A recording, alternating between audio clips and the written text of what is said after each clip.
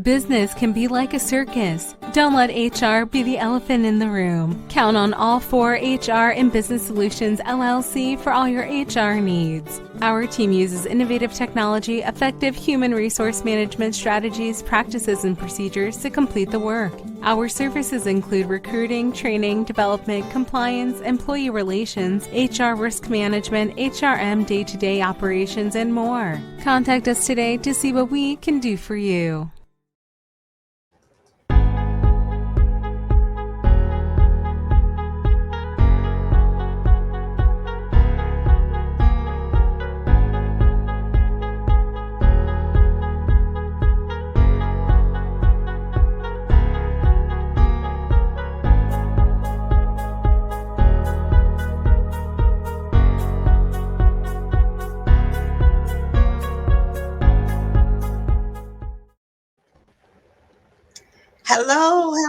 Hello, everyone. Happy Talk About It Thursday. I hope everybody is doing well. It is April Halliburton here, founder and president of Offer HR and Business Solutions. Welcome to the show. We are a virtual human resource business partner. Been in business 11 years. Our mantra, folks, is business can be like a circus. Don't let HR be the elephant in the room. If you have not had a chance to, go on over and follow us on Instagram at All for HR. We are on Twitter at All for HR. We are on Facebook, All for HR and Business Solutions. And we also have the fantastic small business HR success hub, which is our Facebook group. So if you're a small business owner, you want to get in that group. Welcome to the show. Happy Talk About It Thursday. We are on the air with All for HR Biz with our fantastic guest. I know every time I see her face and I just say her name, I just bubble over with Katie Krick, my dear friend from Cedar River Insurance. She's joining us today, my special guest and my dear friend. She's so much fun, y'all. I'm telling you, she has me rolling up. And so, Katie, welcome to the show. Thank you for having me. This is so fun. Absolutely. Katie is a commercial insurance producer, and she's at Cedar Rivers Insurance, and that's is it Okemos? Yeah, Okemos, Michigan. We serve the whole state, though. Perfect. And so tell us a little bit about you before we jump in and get started, because I want you to share some great. She is a small business insurance expert. She's extremely knowledgeable of her work, her industry, and has the best customer service you ever want to know. I'm telling you, she's hands on. So, Katie, thank you so much for joining us today. Oh my God, thank you for having me. I got to bring you with me everywhere I go. Absolutely. I'm telling you, it's like this all the time. I'm just, my cheeks get sore because she always has me either smiling or laughing. And that's always a joy. So fun. You bring out the joy in me, I think. Thank you for having me. So I love the insurance industry. I'm just so passionate about it. And it sounds like the most boring thing in the world. You don't grow up thinking you want to be an insurance agent, but it kind of runs in my family. My grandpa, who turns 102 in February, has been an insurance agent his whole life, and always talked about how it was the best job in the world. He said your clients are your friends and your job is to love them. And if you do that, you'll do well. And so I didn't listen. I didn't think that was true. But I eventually the industry just spoke to me and pulled me in. And so 7 years ago, I began my insurance journey. And I've loved it ever since. I work in the town I was born and raised in. Okay. I'm a 5th generation Lansing native. And so I really look at what I do as how I contribute to my community sustainability, right? If the community around me doesn't have good risk management and doesn't have financial solvency, then it will crumble. And I want my kids to have a good place to go to school and great restaurants to go to. And there's opportunities here too. So I just love that I can be involved in what's going on in town here. Absolutely wonderful. She has the greatest personality, beautiful smile. And I have to tell you that before I met Katie, Yeah, I kind of thought insurance was boring too. But she's the one thing I always say is that the information that you share is always very practical. It's easy for people to relate to and understand.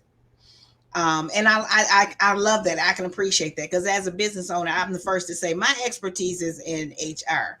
But when you listen to the information that you share to your audience, to your clients, it's very easy for people to say, hey, I didn't think about it that way. And that's usually what you need, right? That's what we need to really to get those wheels turning, saying, you know what, maybe it's time to have that conversation. Well, you know that better than anybody. What you do. HR is just as confusing and I don't know, uninteresting, I guess, at the outset to people, but it's so crucial. And so I love that we can have that in common. Excellent. So, this is December. Christmas shopping. I've only just begun. I'm always getting I am committed to getting small business owners ready. I believe with HR and with insurance, I think preparation is key. Preparation and knowledge are the two things that are your best friend when it comes to your business. And so you have to have that knowledge, and you got to do some preparation. It's no secret that, the last 2 years have just been unexplainable, but small businesses that had crisis management in place and things like that in place were a little better prepared for this thing we call the pandemic than those that weren't, right? That's so true. So you have to have that. You have to have that prep. You have to be able to do that prep, do the prep. And it's crucial that you have someone on your team, your professional team, like Katie, to help you navigate through that. And so what we're talking about today is what small business owners need to be doing to get ready for the new year. And so Katie's going to share some tips with us. So you guys better get your pen and paper out. Oh my! I have my pen and paper out. I do. Absolutely. Yeah. So tell me where should small businesses start from your perspective when it comes to getting ready for the next year?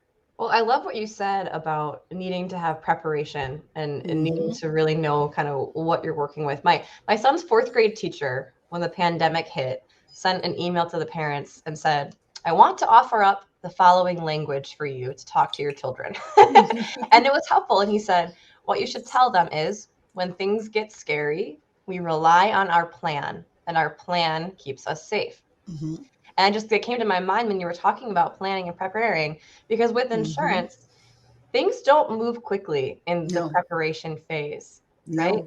And they also don't often move quickly in the claims phase, unfortunately.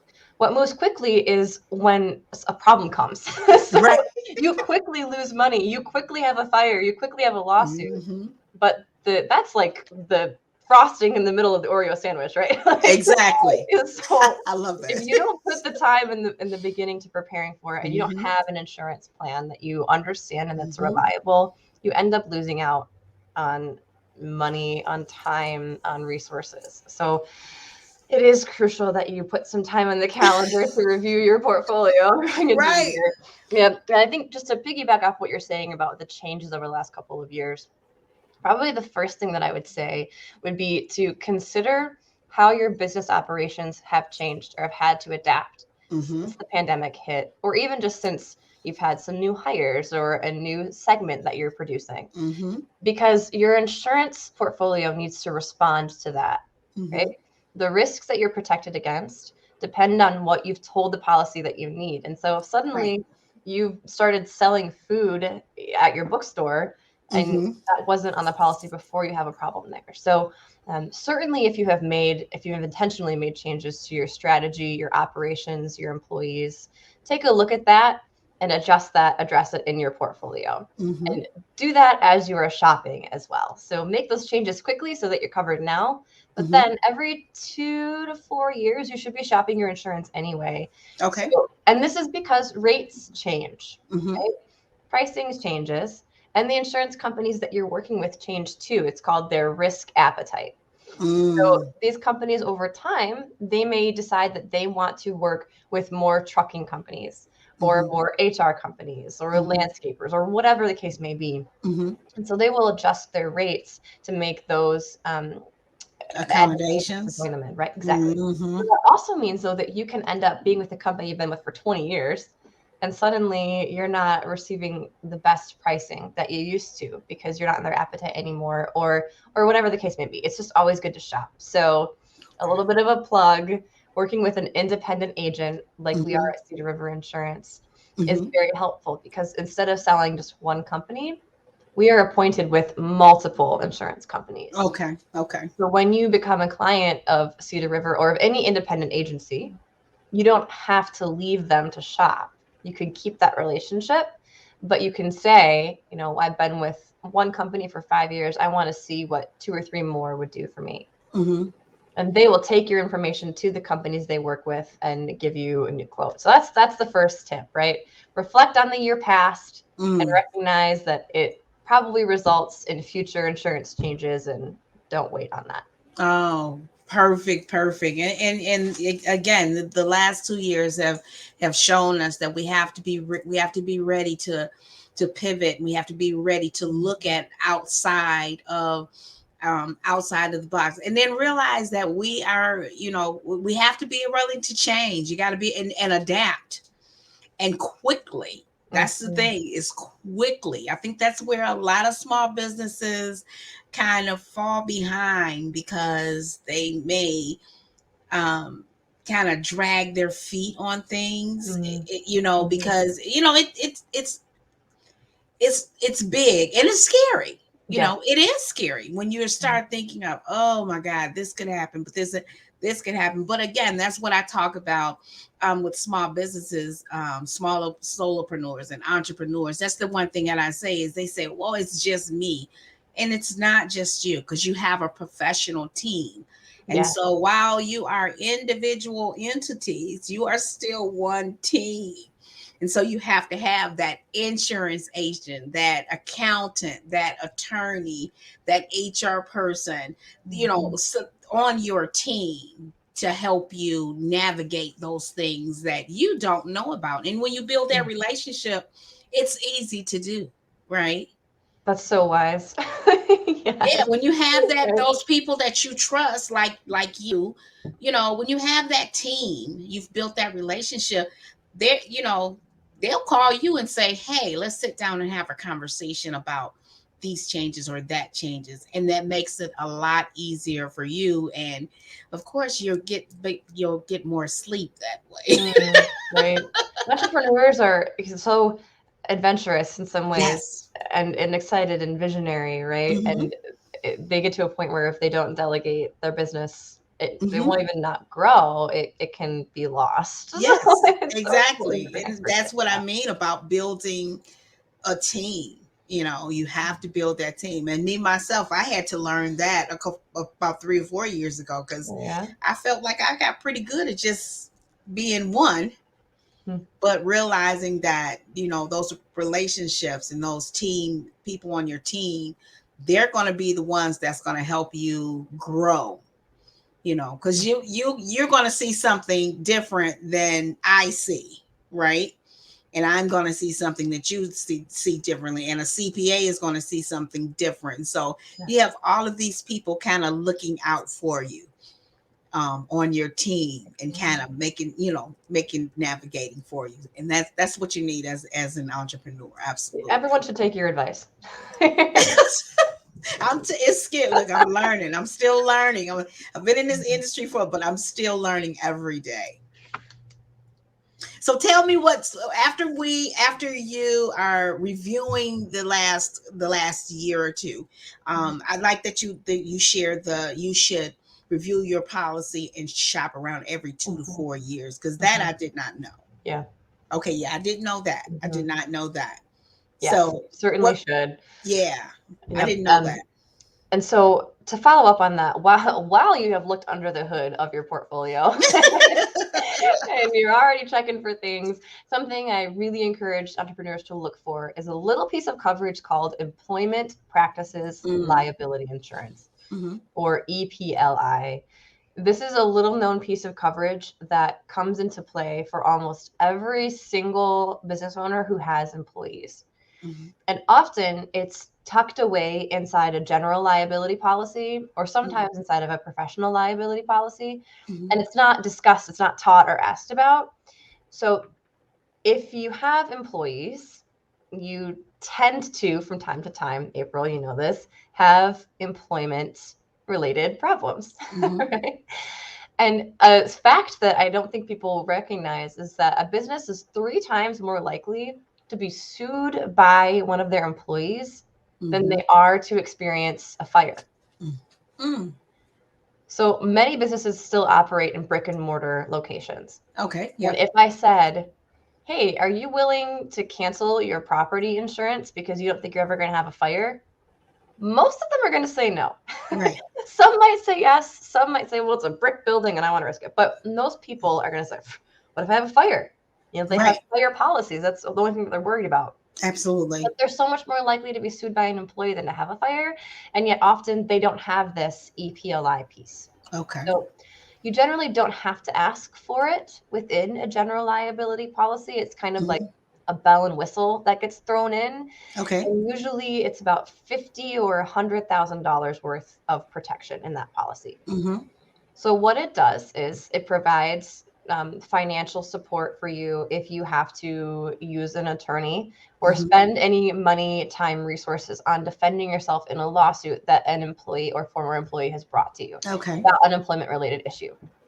I hear about this maybe once a month from my business owner friends or my clients that they're having to send a lawyer letter to an employee or have a hearing or something like that. And they didn't even know they had this coverage. I have a friend right now who for the last 2 years has been in a really unfortunate legal situation. And he didn't even know that he had any way to get reimbursement for his expenses through this coverage in a policy. And if he didn't know that he could file a claim against it, he wouldn't, and he would never get the money back. So ask your agent where it is in your policy. Don't spend your time searching through a 50-page document to try to find it. And if you don't have it in your policy, certainly ask to tack that on. There are absolutely some businesses that have enough employees or a risky enough operation that they would want to seek out a standalone EPLI policy, or one with extraordinarily high limits, so more than $100,000, because in lawsuits, $100,000 can go so fast. So that's a tip. Check for the EPLI, or Employment Practices Liability Insurance, so that you know if an employee is disgruntled, if they accuse you of firing them inappropriately or not administering a benefit correctly or discrimination or something like that, that you have financial resources to fight that. Okay. And now my question, I have this question. So you said if you have employees, does that mean if you have one employee, or is there a minimal? Yeah, if one employee. Now, sometimes business owners count themselves as an employee. Okay. I have to imagine you wouldn't sue yourself. Right. But yeah, if you have one other person that works for you. Okay. All right. That's what I was wondering, because I work with a lot of micros. Yes. And so that's, some of the prerequisites is that you have a minimum of 5 or a minimum of 10 for different things. And so that's why I asked that question. No, that makes total sense. And there are some insurance related, concerns as far as the number of employees. But with EPLI, one is enough. One is enough to be risky. Okay. All right. Sounds good. All right, folks. So make sure you are reaching out to your agent and making sure you have that EPLI insurance. That's Employment Practices Liability Insurance. That's very good. Make sure you already have that and if not, and you have employees, even just one, you want to go ahead and tack that on, because you never know. And it's always better Safe than sorry. We always say that, again, go to your example. If you don't think you're ever going to have a fire, then cancel your fire, but your insurance. But when you have a fire, you don't have that insurance, that's going to be a whole nother set of issues. So you want to be safe, right? You want to be prepared. That's what we talk about, is preparation. Preparation is so important. Preparation and knowledge. Absolutely. Yeah, it's crucial. It's crucial. Yes. All right. What else you have for us, Katie? So continuing down the employment practices train, I suppose, as you know better than anybody, in the onboarding and benefits administration process, a whole lot has to be done correctly. And there's Department of Labor concerns. There's a lot of nuance to that process that has to be done correctly. And so this year, I have learned the value of using a benefits administration system as the way that your employees both select and access and adjust their benefits throughout the year. So generally, when small businesses do provide any insurance benefit at all, whether it's medical, dental, vision, disability, life, any of those things, they typically have the policy and then slide a paper form across the table to the employee when they're hired. The employee fills it out and they love it. Form right back to you, and then you either hand it to your office assistant or you yourself scan it in, and then you email it to the insurance company and you hope that they make that change. And then 3 weeks later, your employee's like, hey, I haven't gotten my ID card yet for my medical insurance. It's the whole thing. That is time consuming. And when somebody's filling out a paper form, April, how many times do you find a box that is unchecked on a form? Yeah, and that's, I'm not going to even go into that, because I've been having this conversation lately about, over the last couple months, the amount of small businesses that are still having employee or new employees, applicants, hand filling out the documents. And I keep saying, it really, get a payroll system or HR information system that is going to so you can submit that, that link to that new applicant. They can fill it out and see. And when you have those kinds of softwares, if the boxes aren't checked, you can't keep going. You can't keep going. Yes, exactly. And so it's possible also to host the benefits on that website. So when you hire an employee, you can not only have them do their I-9 and their employee handbook sign off, you can also have them select their benefits. You can have them update their dependents in the system as well. And a lot of different maintenance changes throughout the year can be done in this way. So when you're not using paper, like we just agreed, right? You eliminate the possibility of filling out a form incorrectly. The system does it for you. And that by itself is a huge reduction of risk on the employer side. Yes, it is. Huge. Another thing that happens is that sometimes an employee will get hired and they will say, oh, no, I don't want your benefits. I want to keep my own medical insurance, my spouse's. I don't want it at all, whatever. And so they don't take it. Well, then maybe several months later, unfortunately, it could happen that employee becomes sick. And they run into a lot of medical issues, huge medical expenses, medical debt. Well, they need a way to pay for it, right? And so when you are a new hire at a job and you're learning the job, all this paperwork's coming at you, your training, your morning routine has changed. It's not impossible that you would forget or fill out a form incorrectly or something like that. And so if the employer does not have a paper record of that employee declining a benefit, right? My camera's falling. Oh boy. Oh no, I'm getting too excited. They need a record of declining the benefit. Otherwise, the employee can say, I was never offered medical insurance. Exactly. And now I'm $1 million in debt. Uh-huh. So when you set your employee in front of that HR information system and you say, do all your paperwork and do your benefits, you can program the website to require that they decline it. And then you have your trail of that decline happening. Absolutely. So, I'm working with a group right now where we're onboarding. I think I did 8 people yesterday. Each meeting took 15 minutes. It was so simple. It was so simple. It saved so much time and money, and the owner didn't have to get involved at all. And throughout the year, it makes a lot of sense. And so really, in terms of resources, by the end of the year, they more than pay for themselves, and I highly recommend it. Absolutely. Absolutely. And that's what that's the one thing I keep saying. Technology is our friend. A lot of people go, I'm not technology savvy. You don't have to be technology savvy. Because you know, again, you have your team. You have great people like Katie who will actually go sit and share screens and go through and make sure you complete everything right correctly, and the T's are crossed and the I's are dotted, right? And that makes, as a business owner, you started a business because of your passion. Yes, not because you love benefits. Right. Not because you love benefits, not because you love HR, not because you love accounting.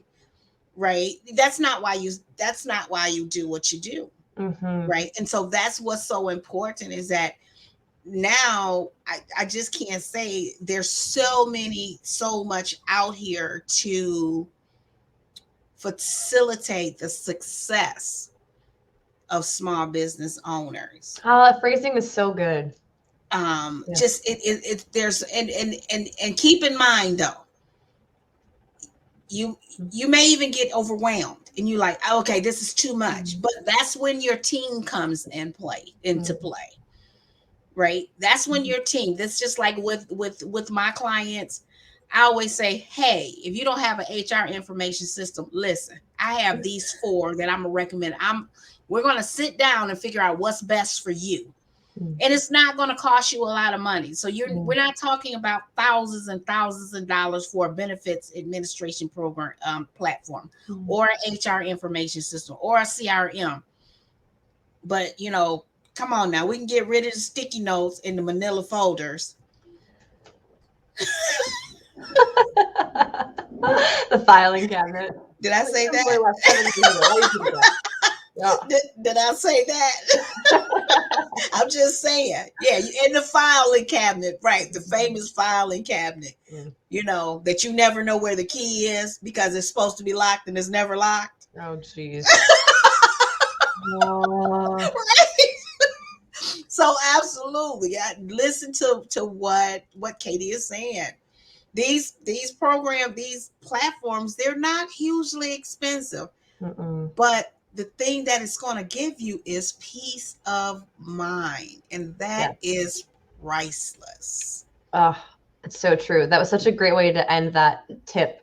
But I have a thing I want to say about it still. So you had the last word in it, but I also wanted to say that when you use those systems, they enable you to run reports. So you can see your utilization, and you can very easily see your monthly cost associated with each benefit, right? And what the employee is paying. So you can track over time what your cost is and what the benefit is of having those benefits in. So I find a lot of clients are really happy with the ability to do that, and so are their accountants, right? Otherwise, you're kind of reconciling things on your own. So it's a whole other aspect of the tool that I didn't even think to say, and now I did. See. Right. Technology is our friend. By the way, I don't sell this. I just want them to use it. Right. And that's my thing. It's when I say I'm recommending, I'm not getting a commission or anything. I just want you as a small business owner to be able to concentrate on what's important, which is what you do and your employees, and not be so bogged down with, paperwork and benefits and HR and, oh my God, payroll. Who's still doing payroll by themselves, please, Lord? So many people. Stop it. Stop it. April can't take it. Stop it right now.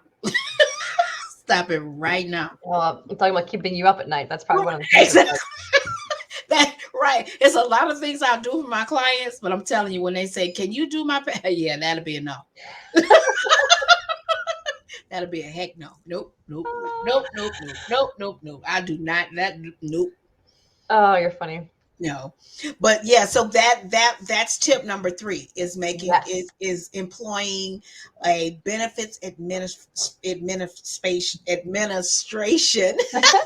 We call it Ben Admin. Ben Admin, right? Ben Admin is the right. And so and so some ones like Zenefits. Not all of them. Used Employee Navigator and Ease. Okay, yep, that's the one you were telling me about. They're very different. They have, well, I guess I shouldn't say that. There's different bells and whistles with each, and different ones make different sense. But something that your listeners would maybe like to know is that depending on their size, how many employees they have that they're using it, and how many benefits they provide, sometimes they're even free. Okay. Not always, but the more that you use it, the more that it pays for itself. And sometimes we can get the price, very, very low, so that it makes all the sense in the world. And so you said, I said Zenefits, and you said Ease, and what was the other one? Employee Navigator. Employee Navigator. Okay. So you guys make sure you are, I'll put those down here in the chat for you. So check them out. Okay. Check them out. 2022 is the year of growth. And so it's time to really get your aspects of your business where you can track them, where you can maintain them, and you can sleep. Yes. And recognize also that another plug. Here we go. It should be the job of your benefits agent to help you make those decisions, right?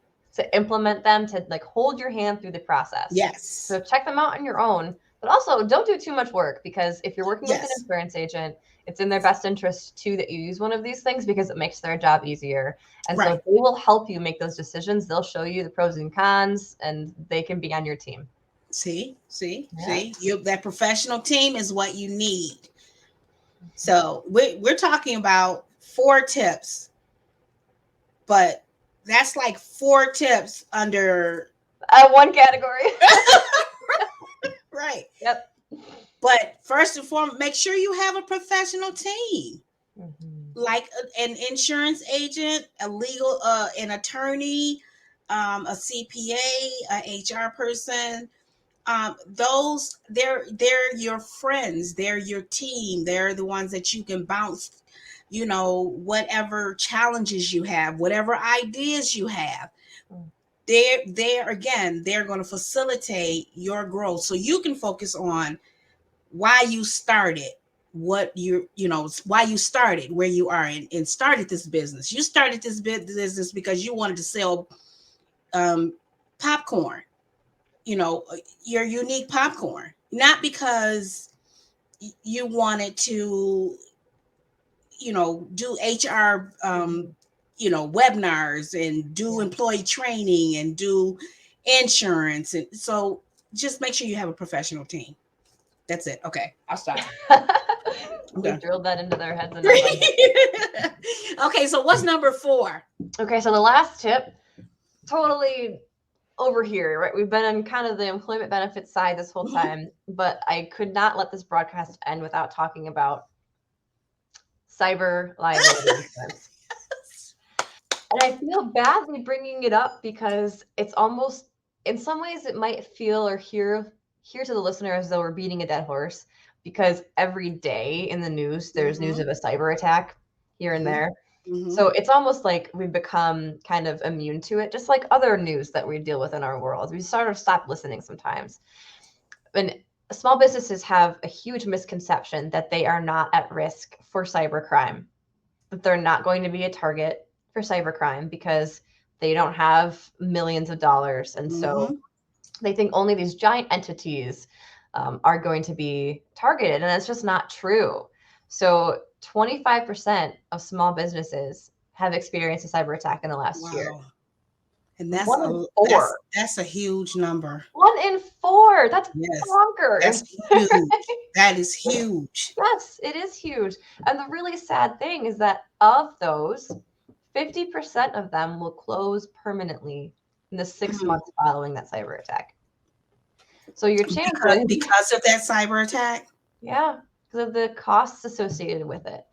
And so I'd like to kind of give a few scenarios of what could cause a loss of finances and resources following a cyber attack, right? Okay.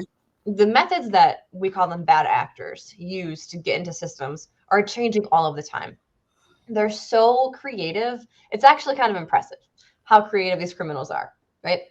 Wow. So one example would be hacking into it. So business email compromise, hacking into an email account of a business owner. And often business owners have so many folders in that they use, maybe even like by client name. And so they can use rules to send any email related to one client into a certain folder, for example. So a bad actor can get into your email and create a subfolder within a subfolder that you probably never see and never recognize, and can route all email to that subfolder so that under your nose, you have sold something or bought something for a client and had no idea. And suddenly your account is missing $500,000 or something like that. So that's just one example. Or ransomware, which is locking your system up until you pay a ransom, usually in Bitcoin, which Bitcoin is a currency that fluctuates. And so it could be really, really, really expensive. There's plenty. I never even heard of that before. Ransomware. I've never heard of that. Last year, it was the most common type of cybercrime. Okay. I'd never heard of that. System and locking it and saying, unless you pay me 13 Bitcoin, which is a ton of money, I am not going to unlock your systems. So I encourage business owners to think about the ways they use technology. If you would not have the ability to use technology in that way anymore, how much money would you lose?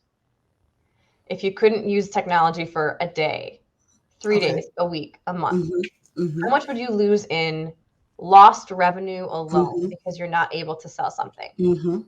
But there are so many expenses associated with this. You have system damage. When you get hacked, it's not as though when the attacker leaves, your technology is the same state that it was before. Right.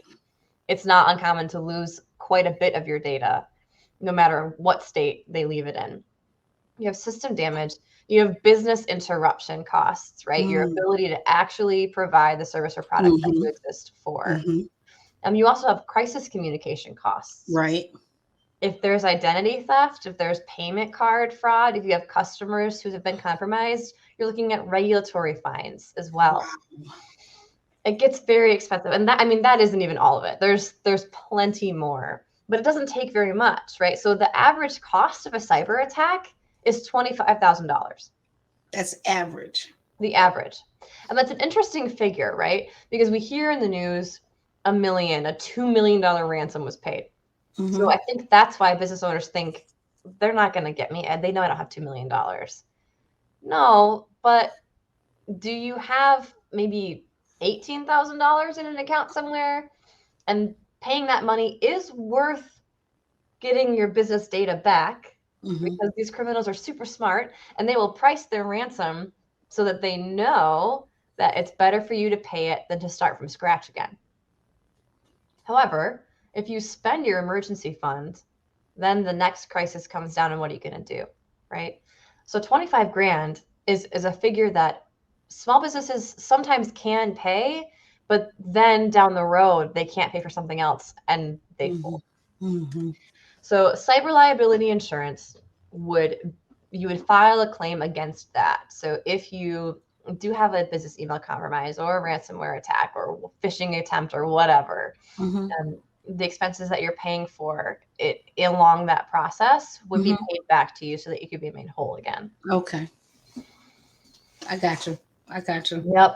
I know the cybersecurity firms do a way better job of talking about it than cyber insurance companies do, honestly. So I think we're very focused on we should have, firewalls and dual factor authentication, all those security options. But at the end of the day, user error is typically what leads to cybercrime.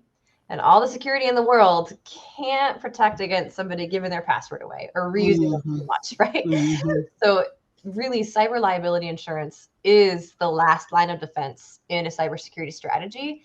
And it's something that if you don't have in 2022, it really is just a matter of when you're going to be attacked. Wow.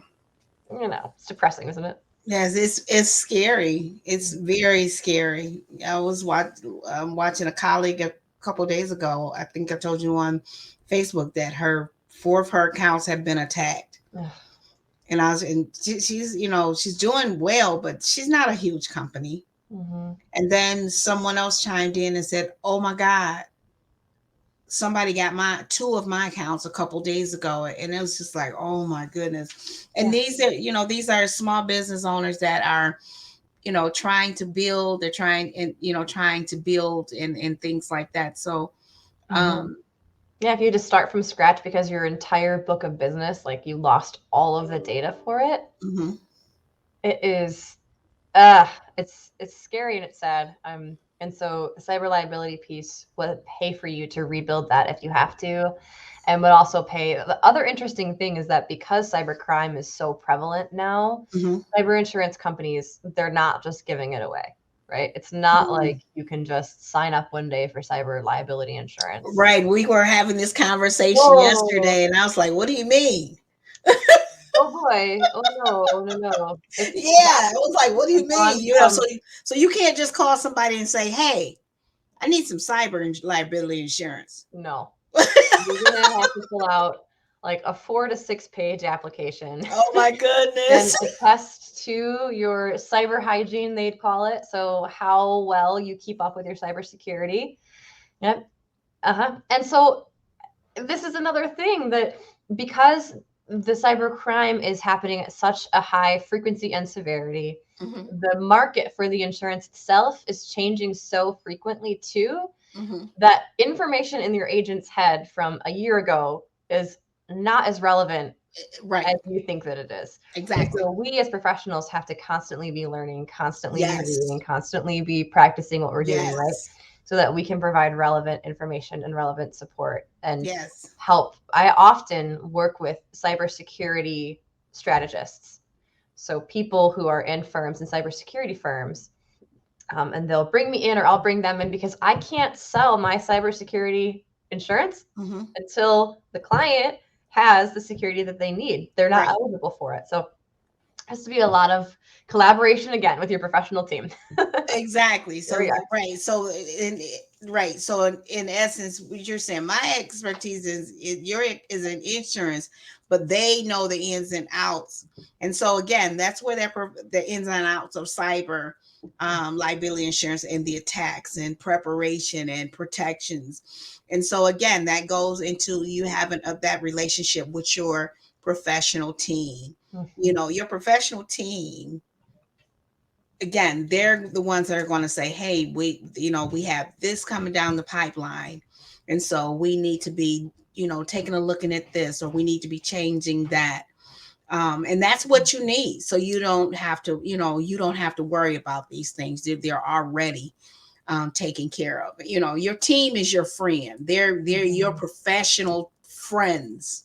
And they are. You guys are. And it's like, and they value it. It's not about you. It's not about a premium, but they value you as a customer, as a friend, and they're committed to your success. They want to see you. They want to see you grow. Yes, and this is why cyber insurance in particular, I harp on all the time, because it's so likely, right? Being compromised is so likely.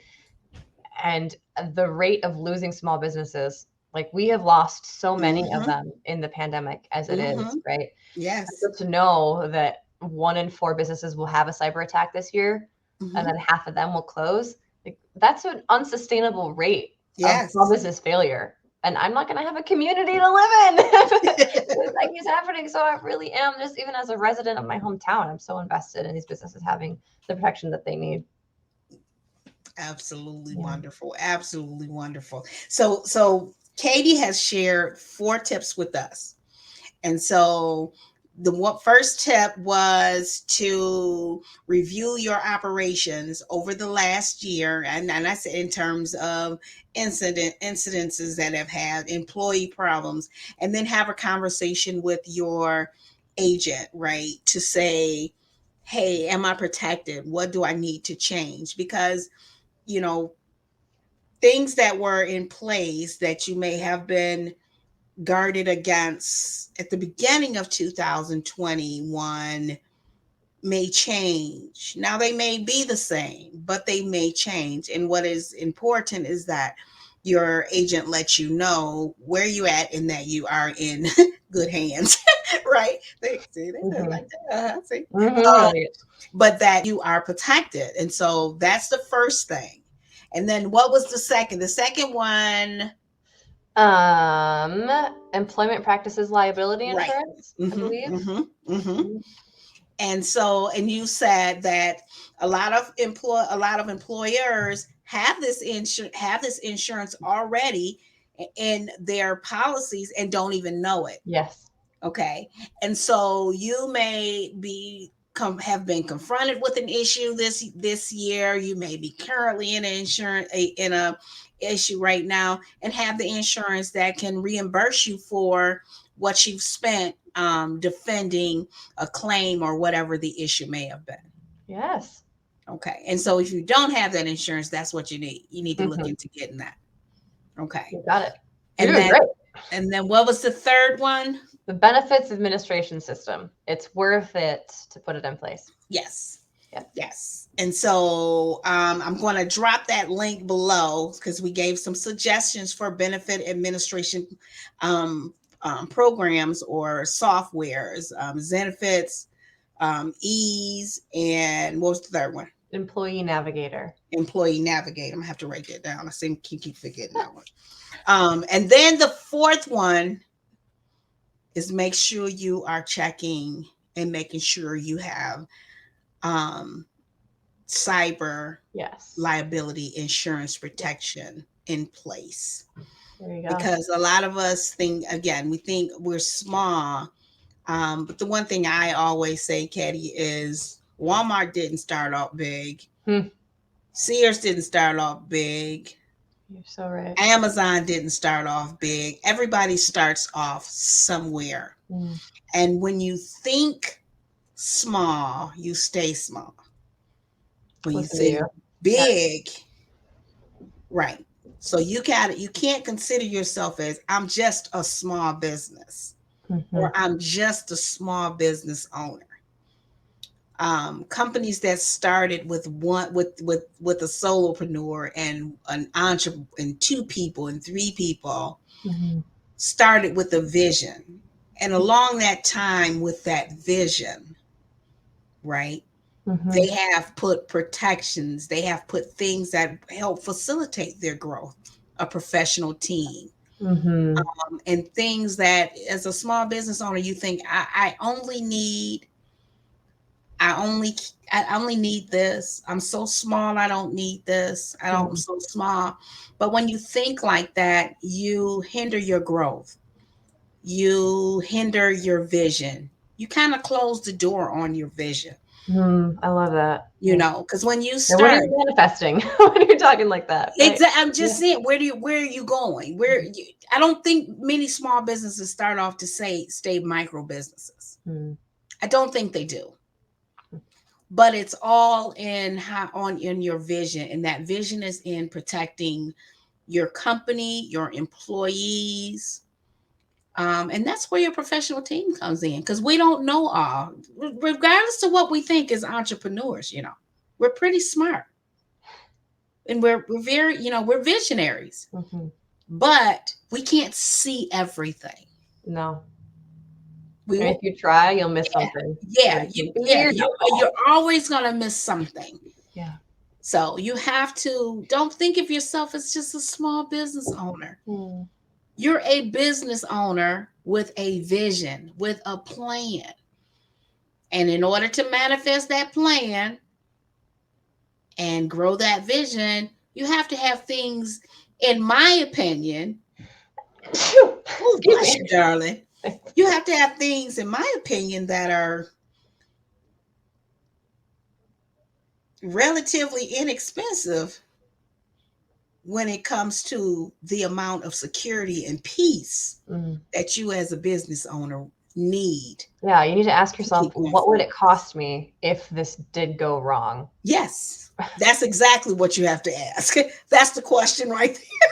And often it's open-ended. Yes. A lawsuit could be millions of dollars. Yes, that's the question you need to ask yourself.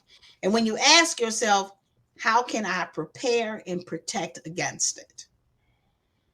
And so the softwares, the things, the tips that we've shared, that Katie has shared here, and tips that I've shared throughout the last month are things that I really challenge you as a small business owner, as a business owner, to think and consider, because you want to go to the next level.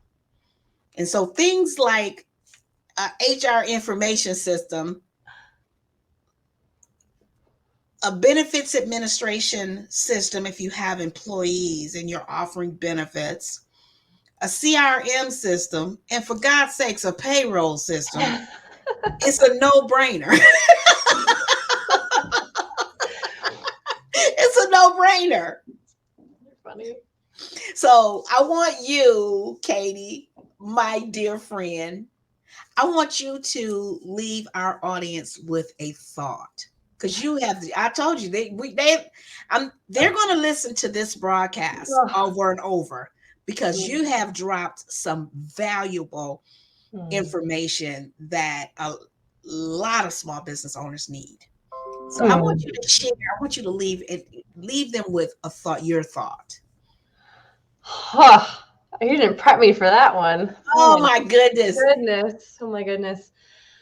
Oh, I think that it's still okay to believe the best in people. It really is. In this climate and in this world of anger and rage and frustration and fear and criminal activity and all those things, as a business owner, when you are considering where to get help from, what you can and can't do, try your best not to take that kind of defensive energy into those relationships too. Right? Like, use your intuition to feel out what professionals you think maybe you should stay away from. But contrary to what many people feel when they come to meet with me in the beginning, insurance companies, they aren't actually the bad guy, all the time. Right. There really are mostly good people in the world that want to help you and can and will, whether or not they pay you, whether or not you pay them. So it's okay to still believe the best in people and expect that you will have someone that comes alongside you to support you, because they genuinely do care about you. They're not everyone you meet is just out to get you. They do want to help. I love that. I love that. I love that. I love that. To piggyback on that, I can't tell you the number of people that I've talked to when I say, "Oh, I'm in HR." They be like, "Oh Lord, when the HR people call, it's a problem." No, not necessarily. Seriously. Right. They say, "Oh, so you're an HR person?" "Oh yeah, I know about the HR people." Like, no, you're just out to get me. I'm not out to get you. Seriously, a lot of people think that, and they think the same thing about insurance agents. Oh, the insurance. Oh my God, it's the insurance people. But when you have, as a business owner, when you have those relationships and you've built those relationships, and I encourage you to do that. If you have not done that yet, build those relationships. Take the time and build relationships with an HR person, with an insurance person, with an accountant, and an attorney. Those are going to be your best friends. And as Katie said, use your intuition. Try not to take into it, um, your trauma. yeah, your trauma and stereotyping and all of that. Because you gotta, in the end, you have to take people for who they are. Yeah. Now we have our past experiences. We can't get away from that. Mm-hmm.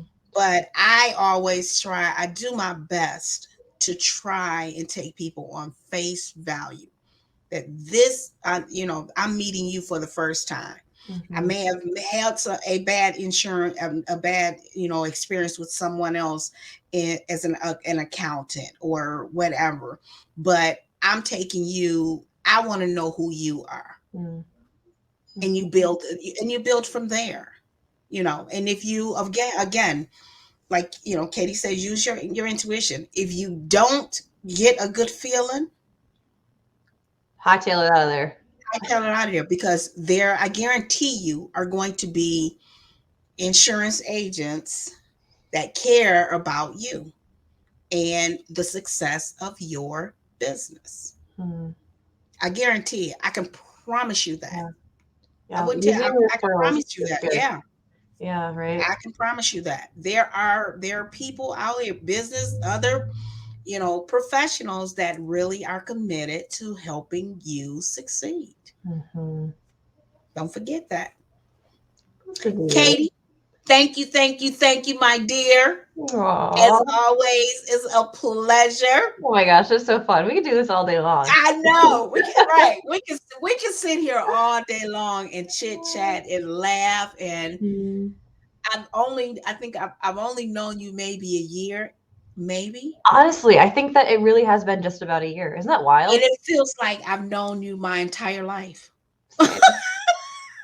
You're like the one person, you can shoot me an email and say, hey, this, and I can shoot you and say, hey, that, and we can chit chat and just, and it's good. It's good.